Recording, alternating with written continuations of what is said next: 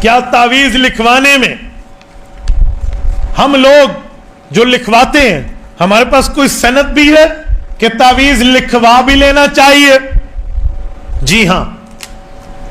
سب سے پہلے امت محمدیہ میں اس دھرتی پہ تعویذ خود رسول اللہ صلی اللہ علیہ وسلم نے لکھوایا۔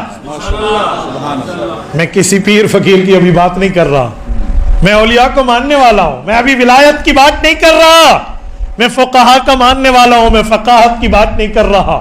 میں محدثین و مفسرین کی جوتیاں سیدھے کرنے والا ہوں، میں ابھی ان کی بات نہیں کر رہا، میں صحابہ اہل بیت کا بھی قائل ہوں، ابھی ان کا عمل پیش نہیں کر رہا، میں امام الانبیاء کا لکھوانا پیش کر رہا ہوں۔ سرور کائنات صلی اللہ علیہ وسلم نے لکھوایا ہے، اور وہ ایسا تعویذ لکھوایا ہے، شیخ موجود ہے، یقین مانیے ہر امتی آج بھی اس تعویذ سے اثر لے سکتا ہے۔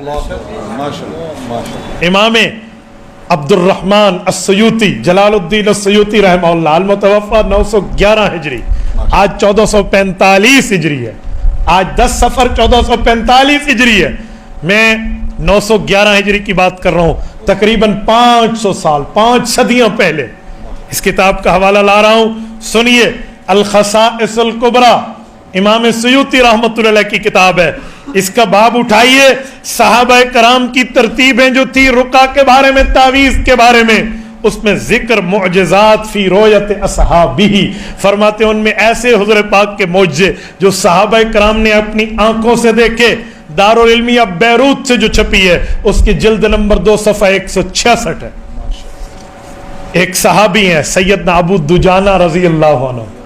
جہاد کے میدان میں آج بھی ہم انہیں بیان کرتے ہیں کہ انہوں نے نبی پاک صلی اللہ علیہ وسلم کی حفاظت کے لیے حضور پاک کے سامنے ٹھہرے تھے، پیچھے سے کافر تیر مارتے تھے تو اپنی کمر پہ کئی تیر برداشت کیے تھے۔ جب بعد میں ان سے پوچھا گیا کہ آپ رسول اللہ صلی اللہ علیہ وسلم کی حفاظت کرتے ہوئے حضور پاک کی شکل مبارک کے آگے ایسے تھے، ادھر سے تیر آتا آپ برداشت کرتے کمر پہ، عاشق تو سینے پہ تیر کھاتا ہے، آپ نے